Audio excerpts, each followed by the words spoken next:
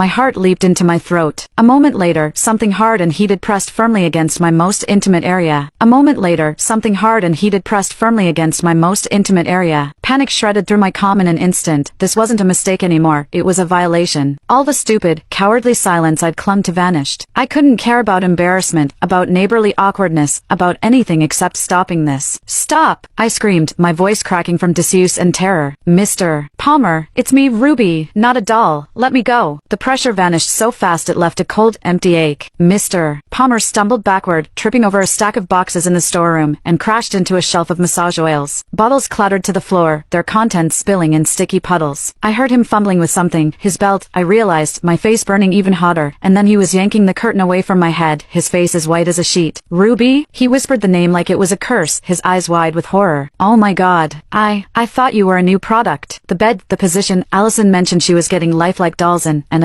I'm so sorry. I didn't mean to. Save it. I snapped, twisting my wrists against the rubber restraints. They were still tight, the bed's mechanism unyielding. This is a pleasure bed. The release button is on the side, black, about the size of a quarter. Find it. He scrambled to obey, his hands shaking so badly he fumbled the frame. His normally neat hair was disheveled, his shirt unbuttoned at the collar. I forced myself to look away, focusing on the ceiling instead of the way his hands trembled, the way he kept muttering apologies under his breath. The storeroom smelled like vanilla massage oil and panic, a sickening combination. Finally, there was a soft click. The restraints around my wrists went slack, and the bed's split frame slowly lowered, flattening out until I was lying on my stomach in a normal position. I didn't waste a second, yanking my underwear up, then my hot pants, my hands shaking so hard I could barely fasten the waistband. By the time I sat up, Mr. Palmer was standing across the room, his back to me, staring at the wall like it held the secrets of the universe. I'm leaving the payment on the counter, he said, his voice gruff, for the oil, and, for this. I'm so sorry, Ruby. I'll never set foot in this store again. I'll even move if you want. I can't believe I did this. I didn't answer. I was too busy trying to catch my breath, too busy fighting the tears that threatened to spill. He hesitated for a moment, then fled the storeroom, the bell above the shop door jangling as he left. The silence that followed was deafening. I stayed on the bed for a long time, my knees pulled to my chest, staring at the sticky oil stains on the floor. The embarrassment was a physical pain, sharp and unrelenting, but there was something else too, confusion. His comment earlier, about my backside reminding him of Ruby's. He'd known it was me, or at least, he'd suspected. How? The bell jangled again, and I jumped. Mom. I scrambled to my feet, brushing off my clothes, and hurried out of the storeroom just as she was carrying a stack of boxes through the door. Ruby, you're awake. She set the boxes down, wiping sweat from her forehead. Sorry I took so long. The supplier had a delay. Did Mr. Palmer stop by? He said he'd come to settle his bill for the antique vibrator he bought last month. My throat went dry. He was here. He left the payment on the counter. I didn't mention the doll mix-up, didn't mention